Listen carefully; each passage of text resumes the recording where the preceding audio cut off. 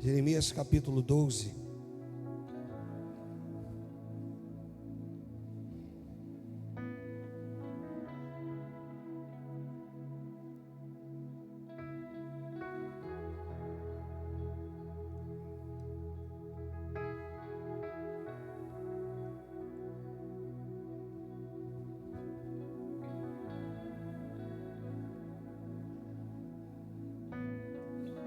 O segundo louvor de adoração, de exaltação, antes do...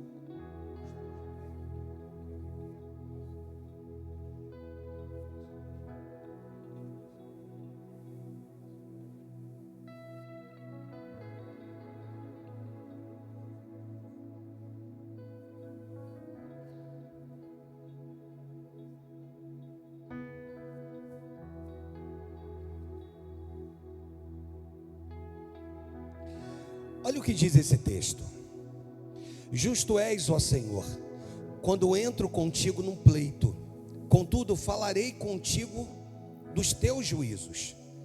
Porque prospera o caminho dos perversos, e vivem em paz todos os que procedem perfidamente.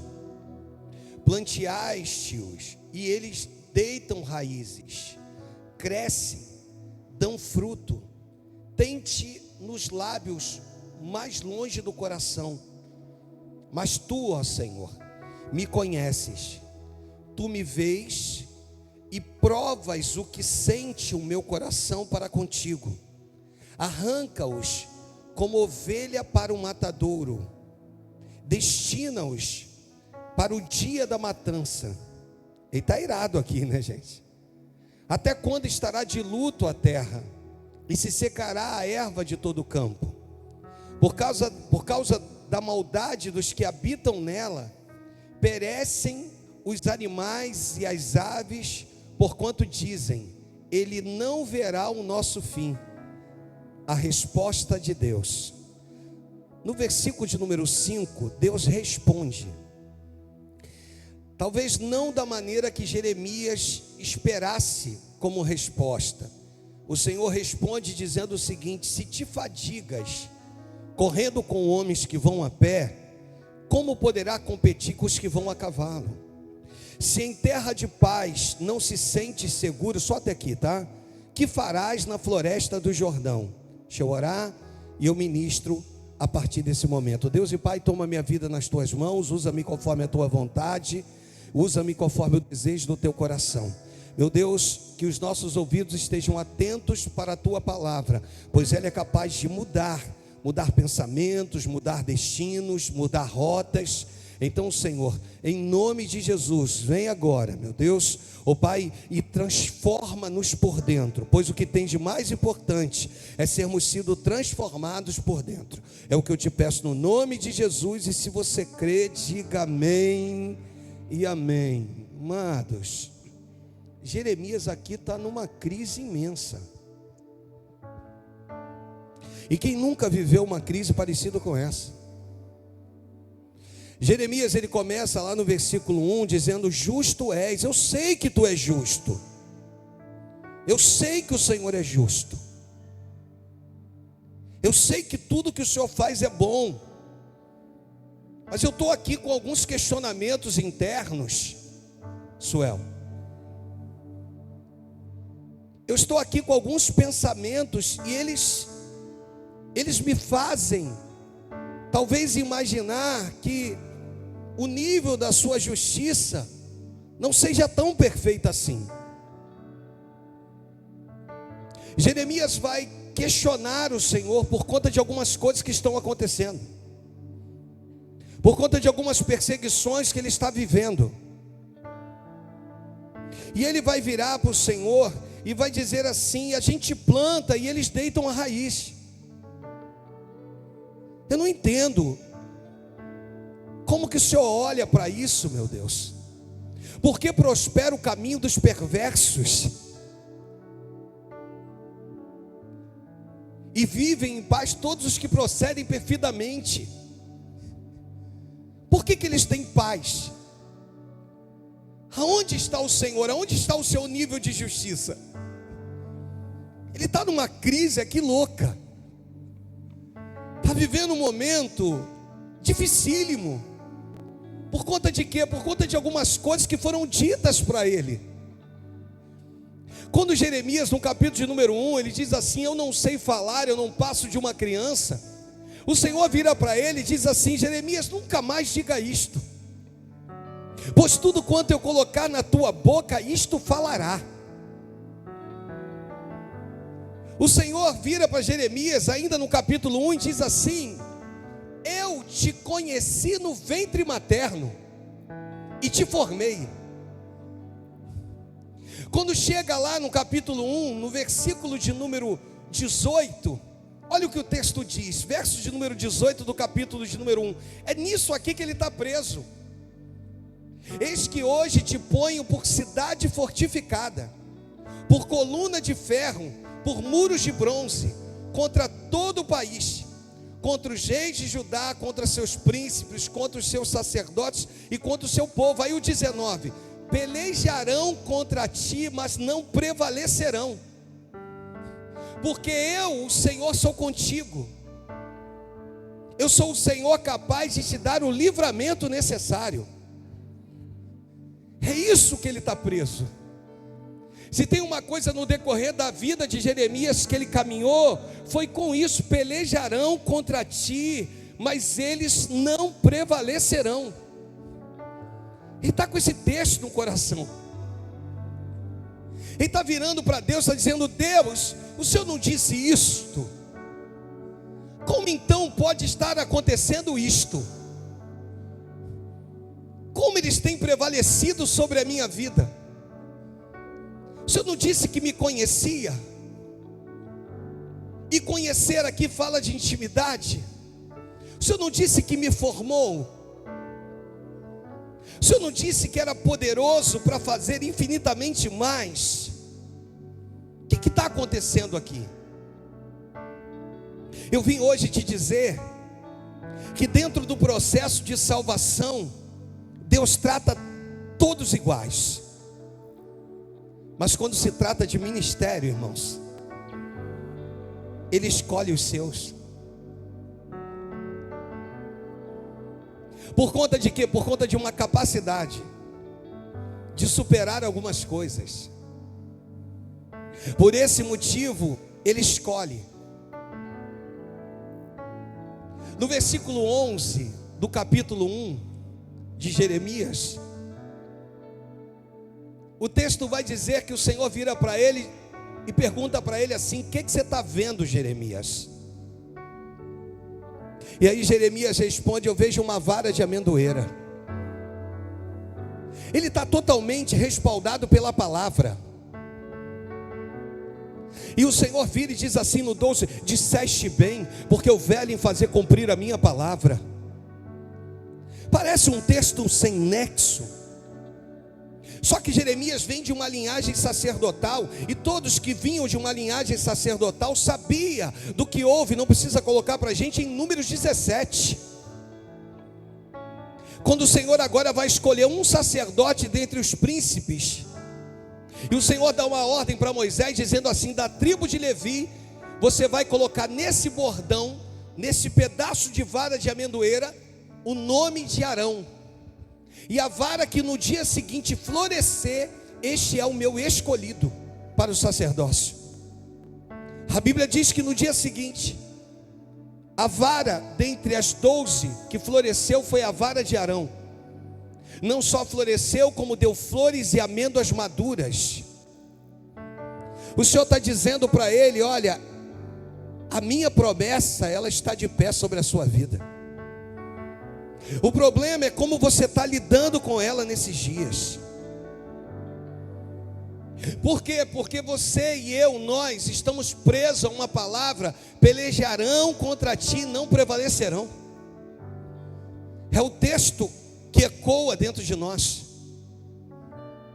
E Jeremias aqui está dizendo: eu sei que tu és justo, justo na sua obra. Mas por que os ímpios estão prosperando? Por que o Senhor tem permitido que tudo isso esteja acontecendo? Por que o Senhor tem feito com que os atos deles, dos ímpios, não do justo, mas dos ímpios, prosperem? Em meio a essa crise que ele está vivendo, o texto mostra que um outro homem viveu uma crise muito parecida. Esse homem é Asaf. Asaf vinha de uma linhagem também sacerdotal. E Asaf, no Salmo de número 73, no versículo de número 1 e 2, ele começa a olhar para a prosperidade dos ímpios. Ele diz assim: com efeito, Deus é bom para com Israel e para com os de coração limpo. Aí no versículo 2 diz assim: quanto a mim, porém, quase me resvalaram os pés, pouco faltou para que eu não me desviasse dos meus passos. Asaf foi aquele músico que recebe uma ordem de Davi, que agora a arca da aliança vai sair da casa de Obed, e ele é que vai preparar todos os louvores de adoração até que a arca chegue em Jerusalém. A importância de Asaf era tão grande, que Asaf era respeitado no meio dos seus. O significado de Asaf é aquele que reúne. Mas num determinado momento ele começa a olhar para os lados, ele começa a olhar para pessoas, e agora ele começa a caminhar no declínio, ele começa a afundar. E aí, às vezes a gente espera uma resposta de Deus que seja convincente com a pergunta que eu estou fazendo, mas nem sempre as respostas virão dessa maneira para as nossas vidas. Asaf vai questionar algumas coisas. Ele vai dizer: quanto a mim, porém, quase me resvalaram os pés, quase que eu caí. Pouco faltou para que eu entrasse num lamaçal, vivesse uma vida de podridão fora da presença de Deus. Mas sabe o que ele diz lá no versículo de número 17 desse Salmo 73? Ele diz: até que eu entrei no santuário de Deus e atinei com o fim deles. Sabe quando ele determina o fim do seu sofrimento, o fim dos seus questionamentos? Quando ele entra no santuário. E aqui ele agora percebe que o que é dado a ele pode não ser o mesmo que tem sido dado àqueles que estão do lado de fora, mas o que é dado a ele não perecerá, é eterno. Quando ele entra no santuário, ele diz assim: bem, está difícil, mas aquele que cuida da minha vida, ele tem sobre a minha vida uma promessa de vida eterna. Você está entendendo? Diga assim: os meus valores não se perderão. Você está entendendo? Aquilo que você vive vai muito mais além, quando o Senhor fala a respeito de uma palavra chamada eternidade. E Asaf nesse momento entende. Só que Jeremias está num conflito muito grande, se achando incapaz. Quando o Senhor ministrou mais uma vez esse texto ao meu coração, o Senhor começou a falar algumas coisas muito específicas, algumas coisas relativo a pensamentos que nem sequer foram transladados por palavras. É aquelas coisas que você só pensa, e só quem conhece é o teu Deus. E o Senhor começa a falar comigo, e começou a falar comigo, de que quando Jeremias entra nesses conflitos, o que ele mais precisava era de uma resposta, mas a resposta que Deus dá é o silêncio. Naquilo que Jeremias esperava ouvir, Deus vai responder com silêncio. Deus está dizendo para você: se cale. Deixa eu repetir, porque isso aqui é para alguém. Deus está dizendo para você: não precise pronunciar nenhum tipo de palavra de defesa. Afinal de contas, não é sobre o quanto você errou, e sim sobre o quanto você se arrependeu. E só é justificado quem se cala. Deus está virando para nós e está dizendo assim: fique calado, pois eu vou entrar, e no momento certo eu vou te mostrar que eu sou o Senhor da tua vida. Você recebe isso aí? Você consegue entender? E às vezes a gente fica em dúvida quanto à maneira do agir de Deus. Em Juízes, no capítulo 6, no versículo de número 11, olha o que acontece nesse texto. Olha a forma que Deus trabalha com Gideão. Olha só. Então veio o anjo do Senhor e assentou-se debaixo do carvalho que está em Ofra, e que pertencia a Joás. E Gideão, seu filho, estava malhando o trigo no lagar, para pôr a salvo dos midianitas. Então o anjo do Senhor lhe apareceu e lhe disse: homem valente, o Senhor é contigo. Respondeu-lhe Gideão: ah, meu Senhor, se o Senhor é conosco, por que nos sobreveio tudo isto? E de que é feito todas as suas maravilhas, que os nossos pais nos contaram, dizendo: não nos fez o Senhor subir do Egito? Porém agora, Senhor, o Senhor nos desamparou e nos entregou nas mãos dos midianitas. Então se virou o Senhor para ele e disse: o que disse? Vai nessa tua força. Você reparou que Deus não responde os questionamentos que ele faz? Você reparou que quando Deus responde, ele vai dizer assim: vai nesta tua força. Porque na verdade o Senhor sabia que o tempo dessa dor, dessas incertezas passariam, e que Ele seria um grande libertador. Então Deus hoje está virando para nós e está dizendo: respostas que você tem esperado de Deus, elas têm vindo, mas não da maneira que você espera, não da maneira que você quer, mas da maneira que o céu se prontificou para falar contigo. De repente você tem se queixado, você tem dito: Senhor, não estou suportando mais, está doendo muito, Senhor, não aguento mais apanhar. A gente apanha de um lado, apanha do outro, vem, as pessoas não têm dó, não têm piedade, elas batem, e Deus vira e diz assim: vai nessa tua força, vai nessa tua força, porque eu sou contigo. Ele, quando diz vai nessa tua força, ele está virando para nós e está dizendo: você é capaz de suportar tudo isso que está vindo, você é capaz de suportar as afrontas que lhe vieram, você é capaz de suportar tudo isso que você está passando. Vai nessa tua força, e ponto final. Isso mostra que a resposta de Deus nunca vem, muitas das vezes, do jeito que eu espero. O Senhor fez isso com Pedro. O Senhor pergunta: Pedro, tu me amas? Pedro, tu me amas? Pedro, tu me amas? Então vai lá e apacenta os meus cordeirinhos. Aí Pedro começa a questionar o Senhor, e o Senhor pergunta, e o Senhor vira para eles assim: olha, Pedro, deixa eu te falar uma coisa. Haverá um tempo que tu vai estar em lugares que você não deseja, porque vão te levar até esses lugares. Mas o Senhor está dizendo: mas eu sou contigo, não te preocupes, pois eu sou teu Deus.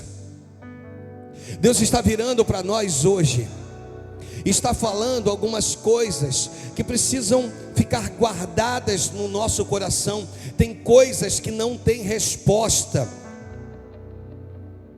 O Senhor vira para eleitos, vira para Abraão e diz assim: Abraão, eu vou te usar, querido, eu vou te levantar, mas eu preciso te falar uma coisa. E Abraão: Senhor, o que o Senhor precisa falar comigo? Olha, tu vai sair da tua terra e tu nunca mais vai pisar nela de volta. Você entende que para alguns processos tem um preço a ser pago? Você compreende que nesses preços que precisam ser pagos, você precisa vencer tudo isso? O Senhor vira para Moisés e diz: Moisés, eu te levanto, tu vais ser o libertador do meu povo. E Moisés se alegra com isso. Contudo, querido, seus próprios irmãos se levantarão contra você, e quando eu vier com mão firme sobre eles, você vai precisar interceder por eles. Dá para entender isso aí?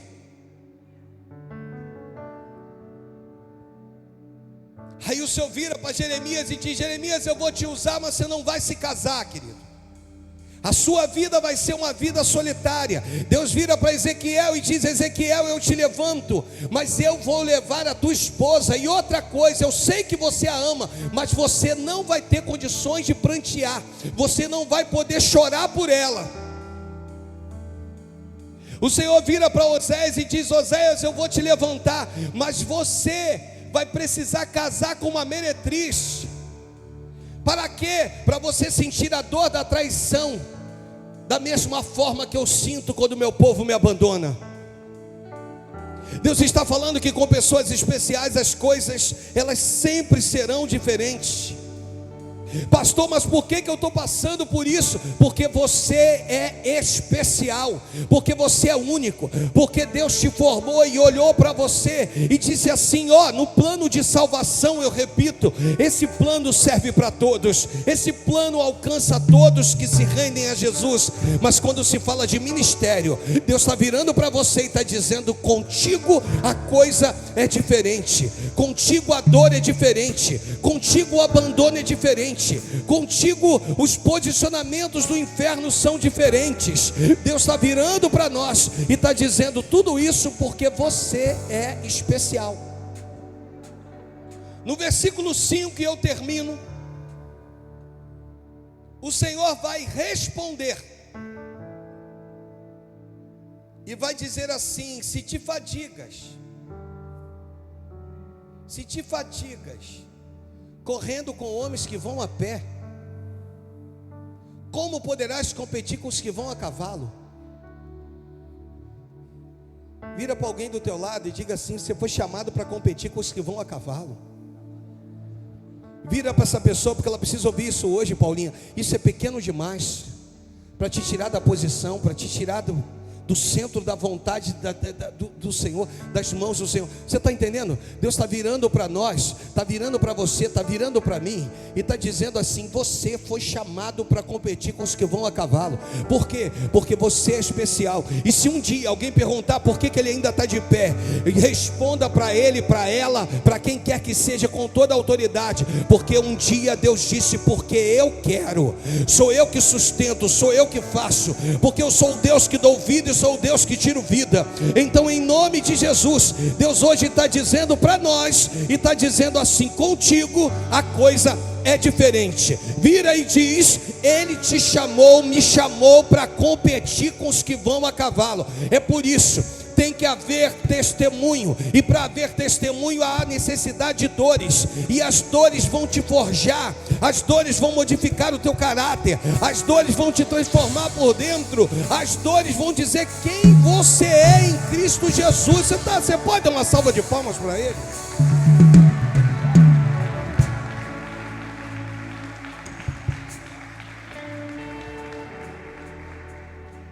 Mas olha o que diz o texto, e eu literalmente encerro. O texto diz assim: se te fatigas correndo com homens que vão a pé. Eu lembro disso, irmãos, no início da unção ágape. A igreja ainda era em cima da oficina, onde tudo começou. Por esse motivo, esse texto aqui está na carteirinha de membro. É só você olhar que toda a carteirinha de membro tem esse versículo. E eu estava na mesa do escritório, e ali eu havia sofrido alguns questionamentos, e os questionamentos eram: por que ele? Edinho, por que ele? É isso. Algumas pessoas diziam assim: eu não fiz o que ele fez, e o meu ministério não flui como dele flui. Lembre-se, os piores ataques não são aqueles que vêm dos inimigos ou do inimigo. O pior ataque são aqueles que vêm dos amigos. E pior do que o ataque que vem dos amigos, são o ataque que vem dos íntimos. Eu, caçula, e os questionamentos vinham. E o questionamento era: Muito simples. Por que Ele? E eu cabisbaixo naquele dia, dizendo: Deus, não vou dar início a esse...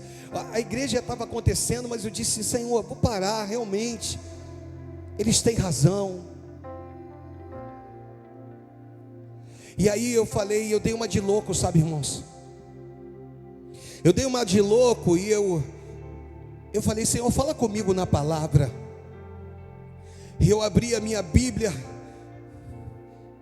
E eu abri entre o capítulo 11 e o capítulo 12 de Jeremias. Eu comecei a ler o versículo 18. O Senhor que me fez saber, e eu soube, então me fez ver suas maquinações. Eu era como manso cordeiro que é levado ao matadouro, porque não sabia que tramavam projetos contra mim, dizendo: destruamos a árvore com seus frutos, e ele, cortemo-lo na terra dos viventes. O objetivo do inimigo da tua alma é te cortar da terra dos viventes. Eu tive um pastor, e é o meu pastor do coração, pastor Níger Martins. Um dia ele me chama no gabinete dele: Arnaldo, ele diz: Alexandre, senta aí. Eu sentei, eu era obreiro. E ele diz assim: Deus manda eu te dizer algo. Satanás quer te arrancar com raiz e tudo, porque uma vez que ele te arranque com raiz e tudo, você não vai conseguir prevalecer, você não vai sobreviver. E ele disse: a partir de hoje, fique atento a isso. Eu vim te dizer que mesmo que tenham cortado a mim ou a ti, ao cheiro das águas brotará. Deus está virando para nós e está dizendo: eu sou o Senhor da tua vida. E de repente, eu fui lendo os versículos. Entrei no capítulo 12, justo és, ó Senhor. Quando entro, eu me senti um pouco que confortável. Eu disse: Deus, é isso aí que eu estou vivendo, é isso aí. Aí de repente eu li assim, ó, em cima do versículo 5, a resposta de Deus. Eu disse: agora Deus vai falar comigo, agora vai vir uma palavra capaz de transformar. E aí o Senhor virou e disse: se te fadigas correndo com homens que vão a pé, como poderás competir com os que vão a cavalo? Deixa eu te falar uma coisa: o diabo já te deu por vencido, mas ele tem dito assim: como que ele ainda está de pé? Como que ela ainda está de pé? Como que ele não tirou a vida? Como que ele não ceifou a própria vida? Como? E Deus vira e diz assim: porque ele é diferente, ela é diferente, nele tem um brilho diferente, nela tem um brilho diferente. É por isso que você está vivo.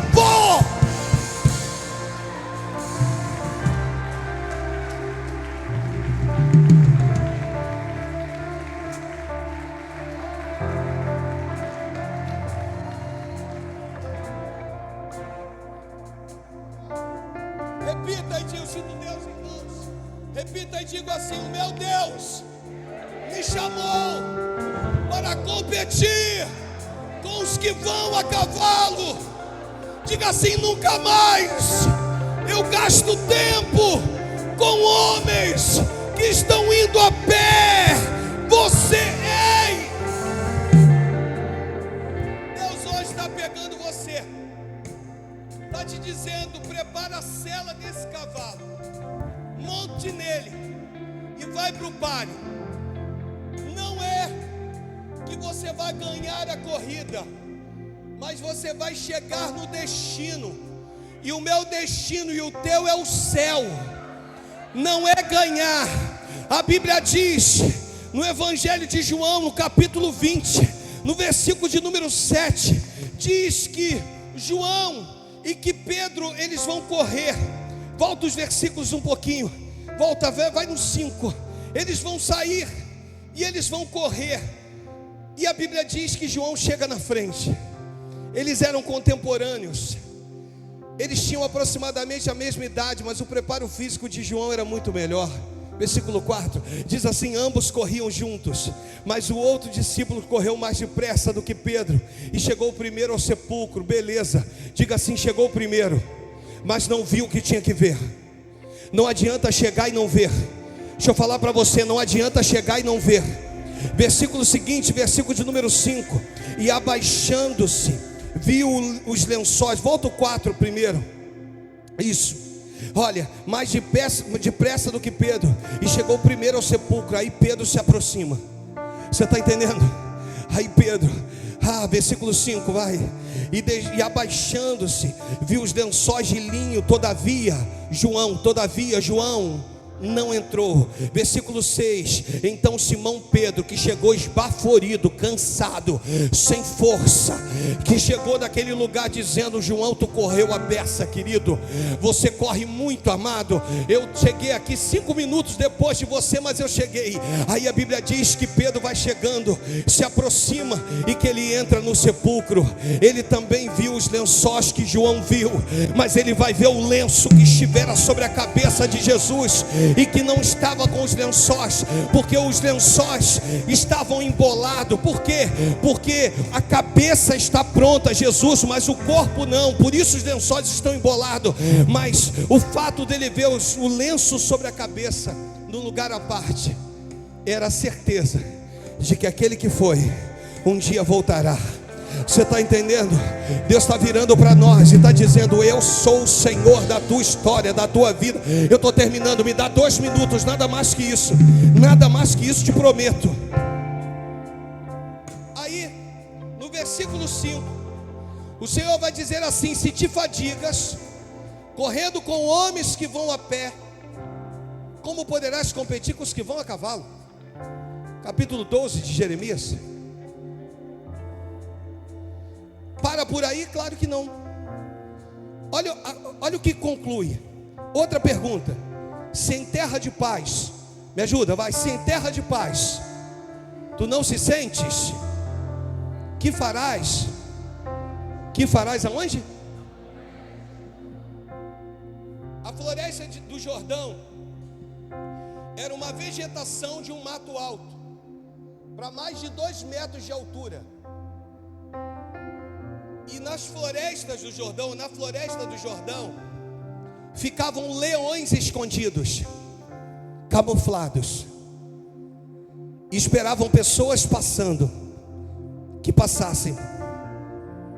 E quando essas pessoas passavam, os leões iam lá e devoravam elas.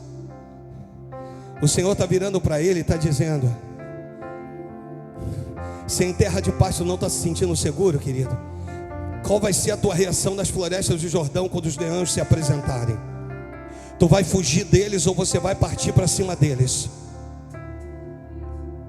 Quando Deus libera tudo isso, o Senhor começa a falar com ele, e o Senhor então faz ele entender, que é o tema mais ou menos da nossa meditação: eu te chamei para vencer os leões que se apresentarem na tua vida. Eles vão rugir, mas o leão da tribo de Judá vai cuidar de você e vai te proteger.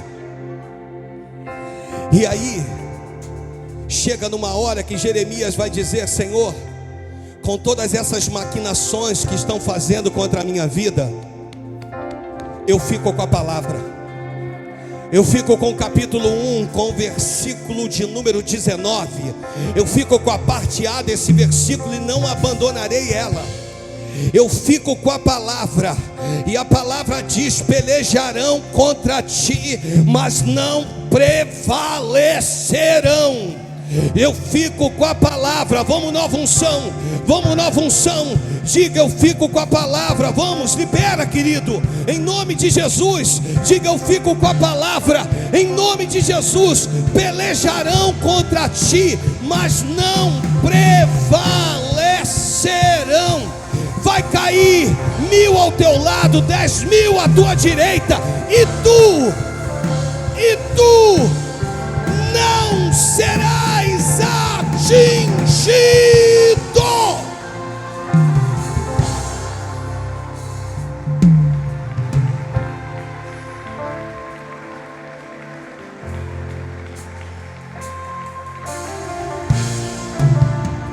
Podem vir leões, ursos, mas Deus vai te dar visão além do matagal, das florestas do Jordão. Podem estar escondidos. Deixa eu repetir isso: podem estar escondidos, mas quem pode se ocultar do nosso Deus?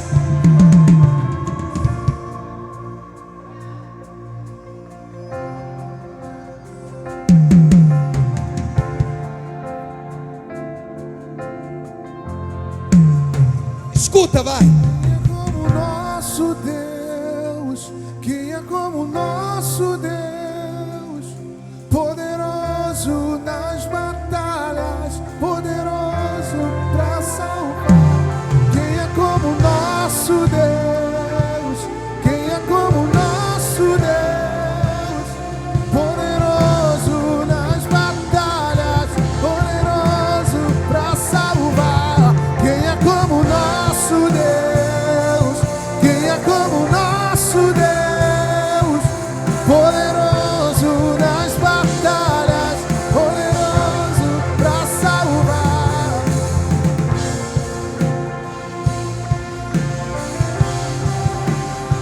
Começo, meio e fim. Ele conhece tudo. Começo, meio, vem e fim. Ele domina todas as coisas. Vem, meu batera. Começo, meio e fim. Diga assim: quando chegar no fim, Ele vai determinar todas as coisas. Só que eu vim hoje te dizer que você está no meio. Já passou por muitas coisas e precisa passar por outras. E Ele hoje vira para ti e diz: erga a tua cabeça para o alto. Em nome de Jesus. A depressão não vai te vencer.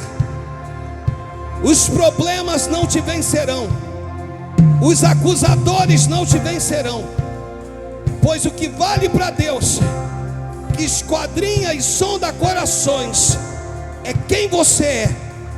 Nele hoje, Deus está virando para nós e está dizendo: se te fadigas correndo com homens que vão a pé, está gastando energia à toa, pois o Senhor te chamou para competir com os que vão a cavalo. Hoje Deus separa aqui pessoas aqui em casa e está mudando a história de pessoas. Saia daqui ciente que você foi chamado para competir com os que vão a cavalo. Eu não sei porque, Isaías, mais uma vez Deus me faz prender o olhar em ti. Pode ser que nos dias atuais você tenha que ter voltado a praticar coisas, eu digo a nível de trabalho, que você tenha que voltar, teve que voltar às suas origens. Só que o Deus que te escolheu, Ele não te escolheu depois que fez contigo o que fez, Ele te escolheu antes. Então você passa por esse processo, Ele te escolhe. Você vive esse processo, Ele está contigo. Você vence o processo porque está vivo e você sabe que muitos não suportaram e Ele permanece contigo. Aí você volta para algumas coisas ou alguns empregos que você tinha anteriormente, dizendo: Deus, eu estou voltando. Deus está olhando você e está dizendo: eu estou contigo. O Deus que te levou é o mesmo Deus que vai te levar novamente a patamares altos. Deus vai te colocar no meio de príncipes e princesas. Deus vai liberar sobre a sua casa, sobre a sua família mais uma vez. Mas Ele manda te dizer que vai te tirar desse lugar que você humildemente teve que voltar. Você está entendendo? Então não tenha vergonha do lugar que você está hoje, porque vai ser deste lugar que Deus vai fazer uma plataforma para te levar para um lugar maior. Em nome de Jesus, o meu Deus está dizendo: diga a Ele que eu sou com Ele e que Ele é diferenciado. Diga a Ele que Ele foi chamado para competir com os que vão a cavalo. Diga a Ele que vai precisar matar leões que estão escondidos, mas a força do Senhor vai se apoderar de ti e você vai ter êxito. Em nome de Jesus, se você crê, irmãos, bate palma para Jesus. Que ressuscita os mortos, liberta os oprimidos.